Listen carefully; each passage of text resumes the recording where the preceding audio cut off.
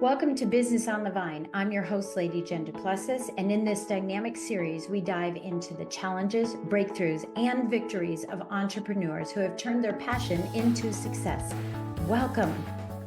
Welcome to Business on the Vine. I'm so glad you're here today. Thank you so much for spending time with us. And today, my guest is Mark Katz. And you know what I love about Mark is that he's been in business since 1974. Doing a lot of things. And now today, he is passionate about helping and providing high level professional services to businesses of all sizes. So, Mark, tell us a little bit about how that passion, give us the background on this, because now this is your passion. I'm sure you have tons of iterations of how you got where you are today. Well, and thank you for having me here. I really appreciate it. Of course. I'm looking forward to connecting with your audience. So from the beginning, I was a computer geek. I say to people that I was in the computer era when they launched the PC, which is actually true. And I connected with it right away. So I say to people, I'm the oldest computer geek. I think that's probably true. So I am, that was what I did for about 6 or 7 years. I had a computer consulting firm, we'll call it that, and I would just help people. But the only thing that was different was that when the PC first got launched, it was a commodity. You just had to take orders and wait 6 months before they would come in. Yeah. Yeah. But I was a little different because I had this computer degree in my back pocket. So I would ask questions like, what are you going to do with this computer? And so what I found happened over 6 or 7 years is I started saying to people, this problem you have is not going to change. It's going to look pretty in a computer. So why don't we work on the problem? I have no idea why I did that. It's not like I went to school to learn how to do that. It just interested me. And so over that 6 or 7 years, it became more interesting to deal with the root cause of the thing they're trying to fix rather than selling a computer. Yeah. I see that. No, I totally see that. And I even see that today. People they always ask, I'm sure you get the questions too from your clients, is what CRM do you use? And I say, well, the one that you're going to use. But before you get a CRM, the process and the problem needs to be put on paper or, in an Excel spreadsheet, because then you'll know what you want to search for in a CRM. Yeah, Same thing. It's really true. It's people look at a computer sometimes as a magic bullet, and it's really not. And so then I officially moved my practice to what I would now call process management. I didn't call it then. I would call it like, let's just fix the problem. And so that's what I did. Yeah. And I became what I would say is, because this is my 50th year in business, so I'm a little older than maybe a lot of your listeners, but I would become the shell answer man. The shell answer man is a guy you call and they ask a question, you give them the answer. Okay. And so I did that for about 6 or 7 years and then discovered something. And what I discovered was how arrogant I was and maybe how selfish I was, because what I was doing is answering questions, which was valuable. It was very secure for me because they couldn't get rid of me because I was the one answering the questions. But then I realized that instead of giving people fish, I needed to teach them to fish. I shifted my practice again. And my entire approach shifted to more of a more conversational. And it was to work with my client in discovering what it would take to transform something in their business or fix something or change something. And I was there to kind of guide their discovery. And it was a lot of fun. It still is a lot of fun. And but I didn't focus on computers. I focused on business as a whole. Yeah. So my background is in finance, IT, and psychology. The psychology part of it came about when I was sitting in a room with was a large pharmaceutical company, and must have been 25 of us in a boardroom. And we had been I love meeting with them. I would say things, they would be happy I said them. They would take a lot of notes, and then I would come back and it Nothing. really didn't change anything. Yeah. So I said, wait a minute, since I'm a common denominator in all these rooms where people aren't doing anything, maybe I should learn something about human behavior. And I began to study in that. And so what I do now is I work with clients in having them discover a new relationship in leadership and ownership of their businesses. And it's a lot of fun. It's a lot of fun to see light bulbs go off. And so that's kind of what I do. I'm at my next iteration of my practice. It seems like about every 7 years, which is a natural thing to do. My practice does a shift. I'm about to shift into, this is the time of year where I get very philosophical. So I said to myself out loud, probably, I want to make a bigger difference, and one client at a time is not going to do it. So I'm now reformulating what I do, and I'll be working with other consultants to make a difference. So I'm going to become the consultant's consultant. That's probably the best way to describe it. Fiduciary. Yeah, fiduciary. Formulating. Mm-hmm. I'm not sure exactly what it's going to look like. The demand is showing up. So we'll see. I'm excited about making a larger difference on the planet. That's my why. How can I make the biggest difference? And so that's what I do. That's awesome. Yeah, I was going to ask you before you said, you went into the psychological piece of it too. I was going to ask you, and I still need to ask you this question even after that is, as business owners, because that is the person who's listening, right? A business owner. Where's the fault? And I shouldn't say fault, right? It's a gap, right? Where's the gap? And that's what I meant to, like the dip. In recognizing that the mechanical piece of this, I have a phrase or a motto in my practice called, and it's mindset plus mechanics equals momentum. Because you've got to have both. But where is the fault in finding the mindset? Is it avoidance? Is it not a maturity of awareness? Is it, emotional intelligence, right? Where is the issue that business owners, because remember, we're learning through the grapevine here. Where is the issue that business owners are failing in the mindset piece of this, in the psychological piece? That's a great question. There, I call that a blind spot. Mm-hmm. I discovered my blind spot a good number of years ago. And I got brought up in a family of certain, what does a leader look like? What does a business look like? How do they behave? Mm-hmm. And I just assumed it was the truth. Like, oh, this is what you're supposed to do. So I was always working against that requirement. But I really struggled with one thing. There was a definition of business ownership, and in my family, it was called being shrewd. And I had a problem with that because there's a winner and a loser inside of that word. Yeah, it didn't align with you. Yeah. It did not. And fortunately, I went to see Stephen Covey, and it was perfect timing when the student was ready, the teacher appeared, and he talked about his principles of leadership. And I went, oh, I don't have to be shrewd to be a strong leader. So that's typically what I provide for a client first, is a window to what it might be like to not have a conflict and also run a business. Yeah, I love that. I love that thought process. I have a couple of questions about it, though, relative to, all the leaders that are out there, John Maxwell, Tony Robbins, Stephen Covey, I can go on and on and on, right, with all these different types of leaders and, attaching yourself to one of them. And we'll talk about that in just a moment. But, I think that I just want your perspective on this. I think that a lot of people lead in the way that they saw someone else lead in the corporate world. Because not many of us, go right. Well, nowadays they do, but they may go from high school to leadership, ownership. I'm not sure there's leadership in that yet, but they got a gig, they got a company, and they're starting to make money.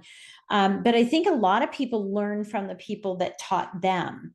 And so how rooted have you found or anchored have people been in that? And how difficult is it for them to see that, you might be functioning in the way that you saw, just like you said, shrewd, right? That was in your family, but I'm talking about in business. You saw that this guy, when he came in, everybody stood at attention and be careful and don't be late. Or someone else came in and they're like, he's a pushover. So that's what I should be. So how difficult is it for you to bring it to their attention that they've picked up these habits from their experiences, maybe from family and business, and to want to change? What is the process that they have to go to find out what their style is, to then go seek it from some of the gurus, or maybe only pieces from the gurus? So I have my clients discover that for themselves. It's the beginning of my engagement with them. I don't move forward until we get really straight about what they want, possibly how they want to get there. Okay. And I would say to you that process, which is really simply creating a vision. Okay. What I do is I provide them a safe space to be selfish. I really do. Okay. I don't have anything they say to be wrong. But I ask a lot of questions you can imagine. And so they start to discover inside of my conversation with them, I don't have to do it this way. See, you're pointing to something like they're sad, as if they're satisfied with the way it's going. People don't call me when they're satisfied. I don't get that call. Okay. I get the call called something's not right here. Yeah. Okay. I used to tell people I'm a break and fix guy. I very rarely have somebody call me that says and it happens once in a while, which is really fun. My business is running great. I want you to come take a look. That's not a normal kind of request. Okay. Right. It's usually something's messed up. Okay. And what I've been doing over and over again is not working. So they know there's a problem. Okay. Or a constraint of some type. And so when we start to dig open what the future looks like, that's where I start. It's not very far out, but it's 1 or 2 or 3 years out. It's a long time since I've done a 5 or 10-year plan. Things are happening so fast. And they start to see why they did this.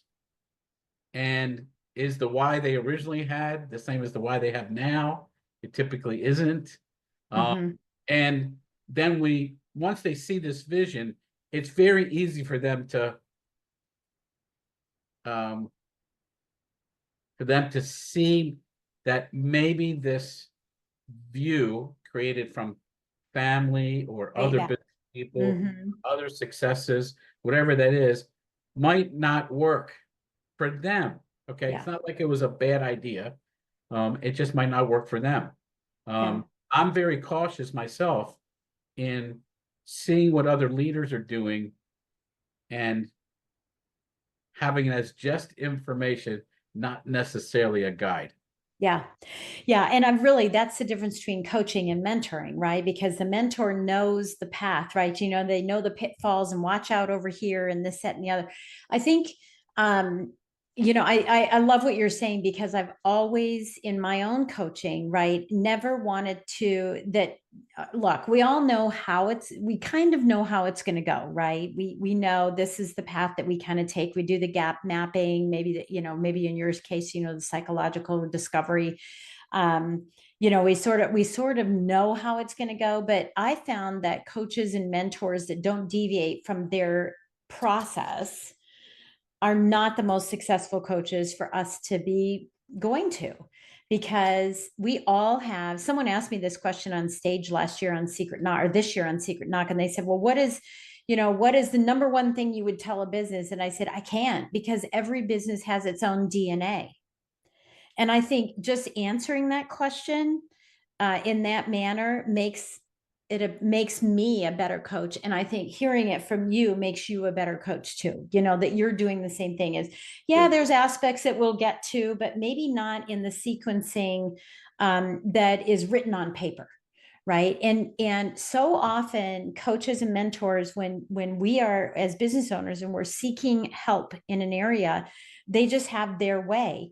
And, you have to do it this way. And again, this gets back to that management style that we all grew up with. Really, Right. We yeah. see that management style. And so we go, that must be the way. So now I'm just going to duplicate it, but it doesn't work for everyone. It doesn't work for every team either. It's not even an up level looking, it's a downward looking too. It doesn't work for every team. Listen, So if you and I had a formula, AI would put us out of business. yeah, right. Well, Absolutely. and it's funny because I was going to ask you about AI too, because you're a techie guy. What do you think about? I mean, I love AI. I mean, it has been my best friend for a lot of things. Now, everybody uses it differently for different things. Some of it doesn't align with me. And that should be the way. I don't think it's a solve all for everything, but as a tech person, how have you used that in your practice in helping people solve some of their problems? Listen, I was doing AI in 1981. Yeah, Okay, my son was too. He kept saying to me, Mom, AI's so been around it's for not a new yeah. technology. I know. What it is that speed and access has increased to a level where AI can be this effective. That's Yeah, really okay. yeah, It's not scary. Okay, it's not not at going to all. replace creativity. Mhm. It's not going to replace um, insight and genius. Not going to replace those things. Right. Um, I'm going to say you and I provide genius. That's a very cocky thing to say, but I'm going to say it's No, true. but we do because it's so natural for us, right? And anyone who's listening who this becomes your genius zone, the thing that you can speak about and it's just natural for you, AI can't figure that out. But I'm using AI. For me, it's a tool. Mhm. Those things that have taken me long to Hours. produce, okay, Yes. um, are now taking me, you know, 30 Seconds. seconds. It's like that. So Yeah. I'm able to. My bandwidth is now immensely increased. Yeah. My and my need for other people has been shifted. Yeah. Now I'm looking at different people to work in my organization. I don't need administrative people. Yeah. Those are being replaced. Those automatic processes are being replaced. I work with an amazing number of creative people. When I say amazing, it's not the number that's amazing. They are amazing. Okay. Right. Right. Um, and they're afraid. It was when I had a client Mhm. when they announced the first, I shouldn't say the first, the big phone in an iPhone. Mhm. And this guy was a photographer. He called me and he said, I think I'm out of business. I said, what do you mean? He said, have you seen the camera? And Yeah. I said to him, yes, I've seen the camera. I'm not engaged very much with a camera in my phone. Okay. But everybody's very excited about the camera. And Mhm. so I said, they don't hire you to take the pictures. They hire you for how to take the pictures. That's Mhm. not in the iPhone. It's not. Right. Okay. This is the same thing. People are Yeah. hiring you for your insight and experience and expertise. They're not hiring you for some administrative function. Yeah. Okay. Yeah. Well, and bottom line is the people that are coming to you, like you said, the people that come to me have a problem. They can't solve the problem through AI. That's part of it. AI can say, here are some suggestions on how you might want to go about this. And they go, okay, well, that's fine. Let's spend all kinds of time, energy, and effort, right, in the suggestions. But what happens when I run across something I don't know about? And that's where the insight, where the mentor that's climbed up the mountain knows where the pitfalls are and knows where the pieces are. Yeah, I love that you're sharing that, and I think it's an important topic that we continue to talk about AI because now it's just more prevalent, and I found that I have more time, like you said, more time available, where I would be spending a whole week writing a campaign, an email campaign, and now just like that, it's done. Right. And the social media and the script for a video, done, done, done. And all written in my voice because I've trained my chat about me, right? Got that. I've trained it to speak my language. And that has just been, so helpful. Let's And talk about what's happening. we Oh, go have to ahead. Yes, please. remember that AI is past based only. There's no Is new what? creation.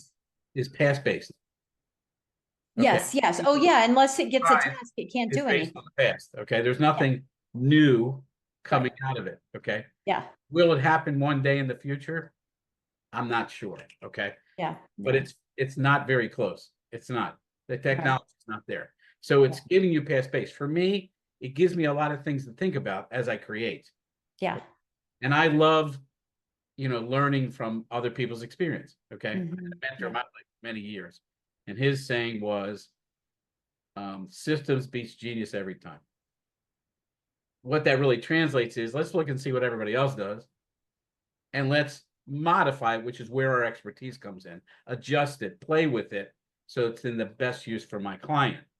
Okay. Yeah. McDonald's spends about $1 million a year on finding locations. Yeah. Real estate. Burger King spends about 30 grand. Yeah. Which is why they aren't as big, right? They aren't. They just watch McDonald's and they open up down the street. So it's a genius thing to do, isn't it? Right. To save $970,000. Yeah. Whatever it is. Okay. Right. So that you have to use, you don't have to. The use of AI is placed in an area that is repetitive. That's where I go. Okay. Yeah. Or it's a memory jog for me, or it's a tool to say, what are people saying about this out there? Okay. Yeah. And it's very fast. I have AI in my Google search. Okay. I cannot tell you how much time it saved me, because it takes all the results, puts it in one spot, and I get to look at it really quickly. Okay. Yeah. So I've become much more efficient. For me, it has given me more time off. Well, that's what I was saying. I have more time, right? More time. And I was even saying to my husband, I said, God, I just feel like I'm not working right now. And he goes, that's because you're not spending 2 weeks writing campaigns. You're not spending 2 weeks doing, thinking of, hey, what do you think of this name for a program, or this name for a speech? You're going in and you're finding it, and you're not, waiting, sending a task to someone. Hey, can you make a meme? Although AI still has some work it needs. But sending for a meme and waiting for a meme to come back, right? There's a lot of those pieces in, and I absolutely love that.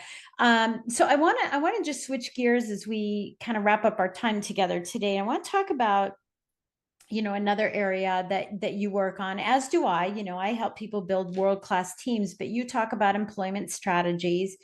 There's a lot of conversation that's been in the news. I don't want to go political. That's not what this podcast is about, but there's a lot of conversation in the news, of Elon Musk saying, hey, look, all the government workers, you got to come back to work. And they're like, well, hey, we've been kind of spoiled for 5 years. We've been working and being functional, and to a certain extent, being functional, not working in the office. What do you see, if you're looking into your crystal ball, for business owners and entrepreneurs for the future of building teams, but specifically around the difference between an online company, someone who's virtual, versus a brick and mortar? Where do you see this heading? If you could kind of talk about where you see that going. I can. I've been watching this since the year 2000. So it's been 25 years I've been watching what was anticipated to happen, and it did. Okay. So in the year 2000, I heard the president of the largest employer in the world give a speech. And if you remember, in the year 2000, we were dealing with a high unemployment rate.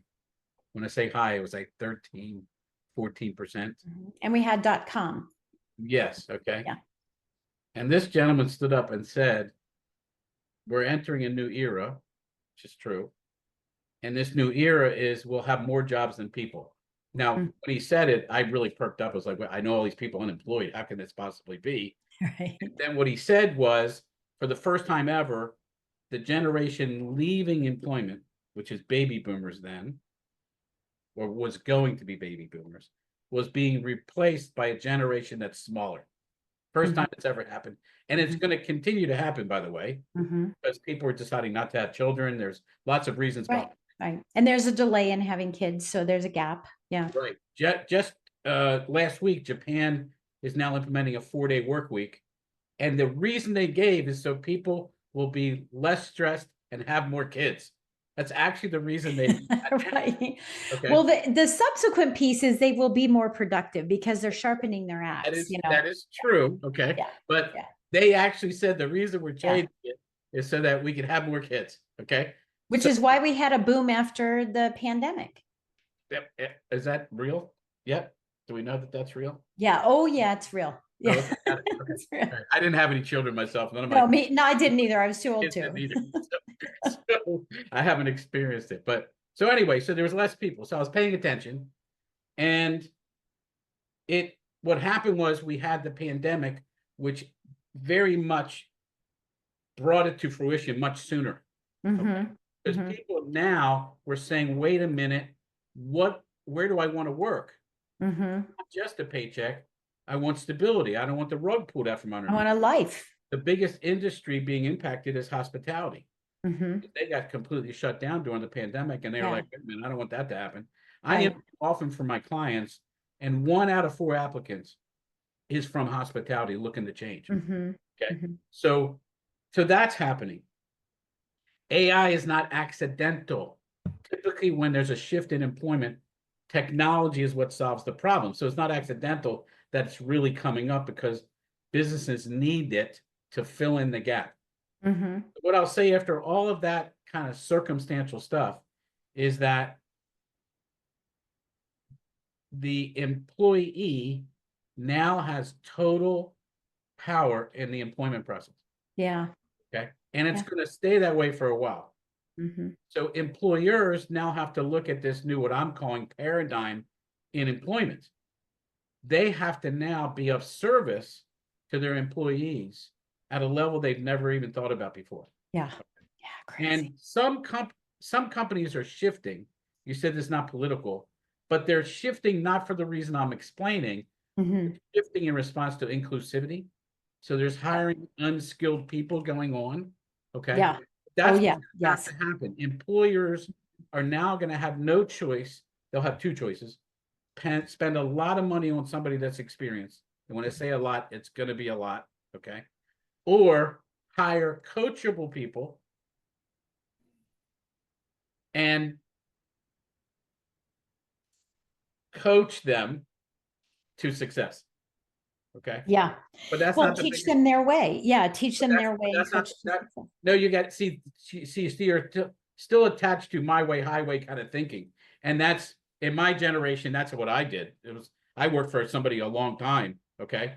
And so it's not that, it's be ready to create something new with your employees.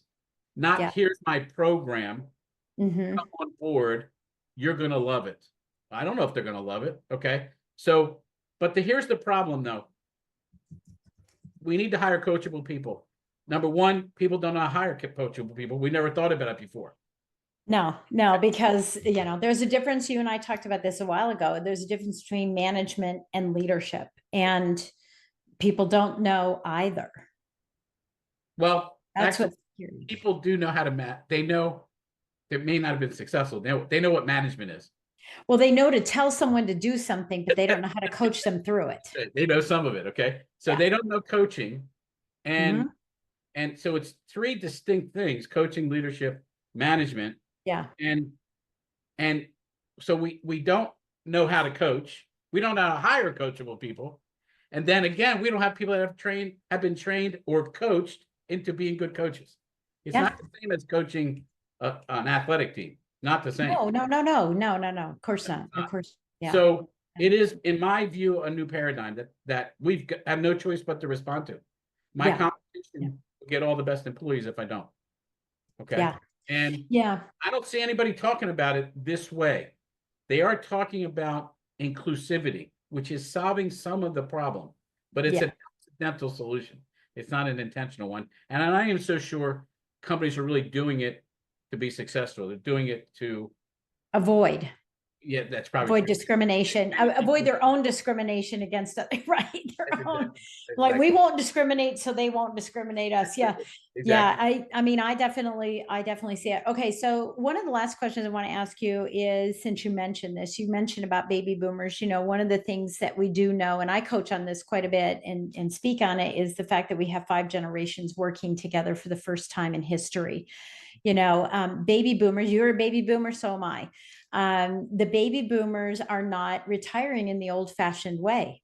right? They're still working. I mean, my gosh, my daughter's husband's father. Does that make sense? My son-in-law's father is 78 years old. He's still an attorney. He doesn't plan to retire, maybe at 80, I don't know, but he just keeps going and going and going. I mean, look at both of the current president and the president-elect are all, around the 80 age. It's amazing that we're doing that. So what does the baby boomer need to do when they have finished with their corporate career job and they want to compete, like as you just said, right? I could hire the boomer who has all the genius, who wants all the money, or I can hire the young guy who is coachable. What should baby boomers do to remain relevant? And speak to this as, again, we have business owners that are on here that are saying, how do I hire that person, to continue their expertise? But also, if I'm that person who said, I'm done with corporate, and the reason I'm listening to this podcast is because I want to start a new business. What do I need to be looking for as a boomer? Okay, so a couple things. Number one, I am a baby boomer, and I have no desire to retire. Right. So there are baby boomers that financially can't retire. Yep. And there are baby boomers that can't even imagine their life when they retire. So there's two categories of people, okay? It's much easier to make yourself valuable or attractive when you don't need a job. Yeah. You just want one, okay? Yeah. So that's an easier position to put in. What I would say is an easy solution to this is surround yourself by a lot of young people and be open to be coached by them. Then you remain relevant. See, if I ask a lot of people in a retirement age or older category, what do you think you need to do to be relevant? They would say, I don't know where to start. Yeah. Because they're going to go way back to the old days. Yeah. Right. So, but I will tell you this. I'm going to say this is true. If I went to any of my clients and said right now, I have a person with all this experience who loves to do his work, they would interview him today. Okay. See, that's the missing in a younger generation is the love of it. Yeah. They can execute fast and they stay current and those kinds of things happen. But the love and passion of it doesn't really show up. Yeah. All the time. Well, and that creates a lot of turnover for businesses, which is something we can't afford to do. What we need to understand as a business owner is, turnover costs money. We don't think it does, but it does. Do the analysis on it. It costs a lot of money. Oh, it does. Yeah. So, all right. So that helps the employer to a certain extent. We could go deeper in that, I'm sure. But let's talk about the person who said, okay, I'm done with my career. I'm tired of doing what I did because now I don't love it. Right. And I'm, 55 to 60 years old and I want to do something, maybe I want to follow a passion that it's been dormant for a while. Right. What do they need to do? They need to go tell a business owner that's what they want to do. Or they need to start their own business. Listen, it is cheaper to hire a consultant. Yeah. I don't have to tell a lot of business people that. It's a truthful statement. Even if they pay them more, it's cheaper. Okay. Yeah. So it's creating I did a workshop on how to create and launch your own business. It was a consulting or professional services kind of business. Okay. Yeah. And I don't know where to start. That's the question I get. Okay. Which is kind of your question. You know where it starts? A business card. That's where it starts. Yeah. It's not to be fancy. There's nothing to figure out. This idea that people in this age category is, I have to figure out exactly how I'm going to go about it. The times don't have space for it. It's moving way too fast. You just go and learn as you go. Okay. Again, I've changed my practice about every 7 years, this is my 7th iteration. Okay. Only because I'm willing to be paying attention to things that light me up or don't light me up anymore. And what I want to do. Okay. If I was looking for a job, okay, or an assignment, whatever you want to call it, and I went into speak with an owner. The value of being a senior person is you get to the top really fast in a conversation. Yeah. That's the level of person that makes that decision. HR is not making a decision to hire you. Okay. Yeah. They're going to Yeah. go by the numbers and their budgets and all that kind of stuff. But the owner or executive is going to have a broader view and say, you know what? Let's bring this guy in. Make it easy. Listen, unless you're financially constrained, go work for free. Yeah. And say at the end of a month, you can determine how much I'm worth. Like, go for that, which is exciting for people. It's you have what I need, which is wisdom. You have what it's not necessarily you know how to do a particular skill. Right, right. And it's a window from the outside with that experience that perhaps, like we talked about in the very beginning, blind spots. Right. Right. It's the blind spot that someone with wisdom and experience in a related industry or something similar, or, it's management, leadership, right? It's any one of those abilities can see that you can't see, that will propel your business forward. I'm sorry, Jen. Two things that I've been involved in. One was recent, one not so recent. I'll do the older one. I was asked to support a mayoral candidate. Mm-hmm. And the only thing I've ever done in a race, in a political race, is I've managed data. That's what I did in a younger life, is I manipulate data. So I could tell you everybody that contributed money and how much it was, and I can tell you all that stuff. The demographics and yeah. I can tell you all that, okay? But they wanted me to help a guy win. So I was like, okay, so I'm sitting at a table, and these are professional political people, I think, okay? And they've gone around the table, and they say to me, Mark, what do you think we should do? And I said to them, if you're asking me that question, we're in a lot of trouble. Like, really? I can't be the smartest guy, but I'm tactical, which is my expertise, and I'm strategic, which is my expertise.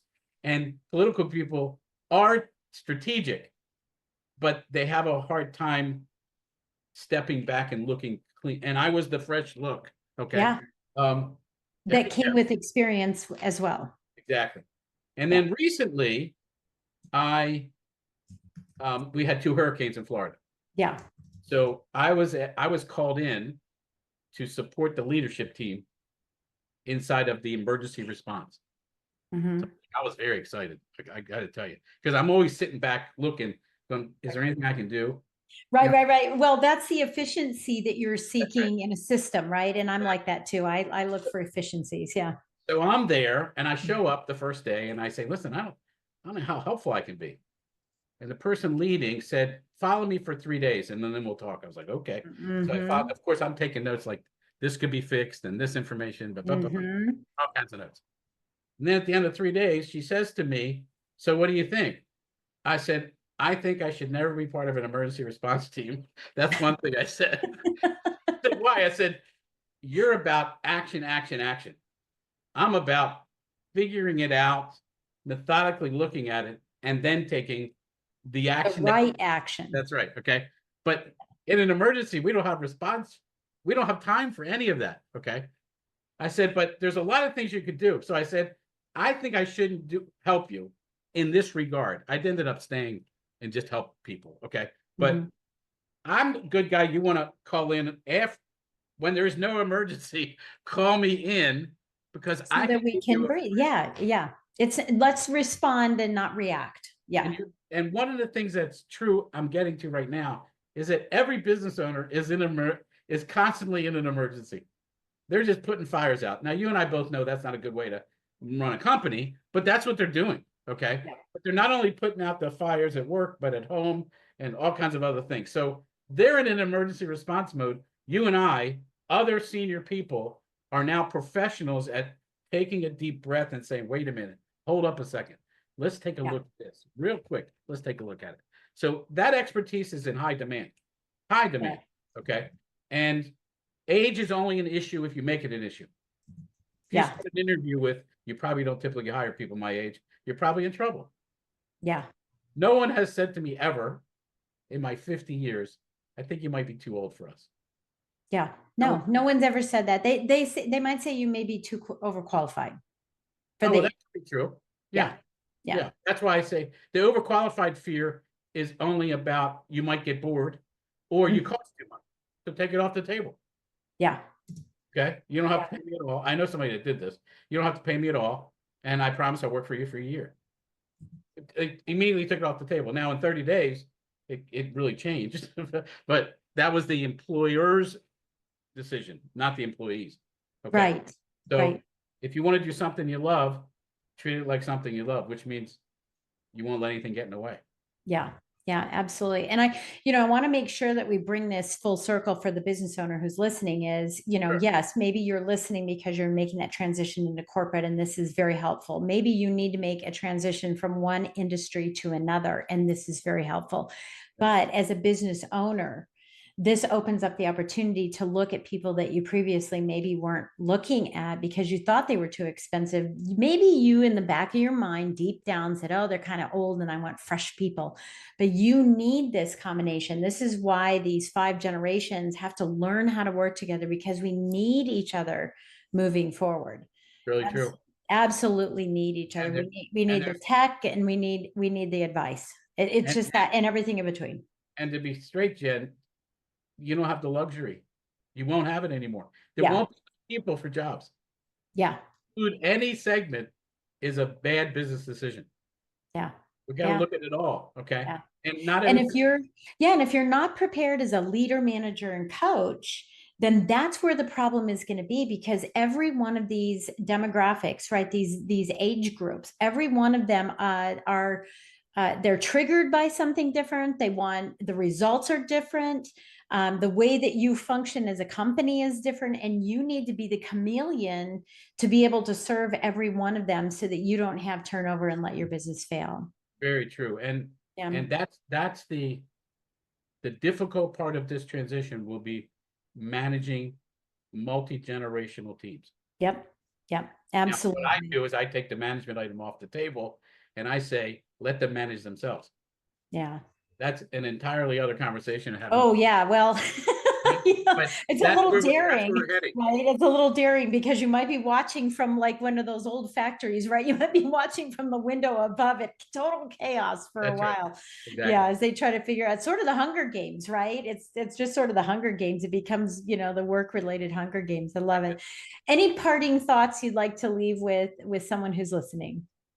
There's an immense amount of opportunities out there, like immense. Anything you used to in the past, say, oh no, that's not possible. They're not possible. The market's demanding it. Okay. The technology is supporting it. Okay. You just have to want to be open to a different relationship with your work and maybe your life. Okay. Yeah. Maybe your life. Okay. I have the luxury of having an immense amount of balance in my life. I didn't always. When I was younger, I was a workaholic. Yeah. Me You too. can actually write your own script. You really Mhm. can, if you're willing not to be attached to the past or the outcome. Yeah. Yeah. I love it. Yeah. I absolutely love it. Thank you so much for all of this beautiful insight, Mark. I love hearing all of it. It's so right up the alley of what I do. And, it aligns with me, which is why I'm so excited about it. But I'm hoping it's aligning with you as you're listening to this and saying, gosh, there are opportunities that you're passing by.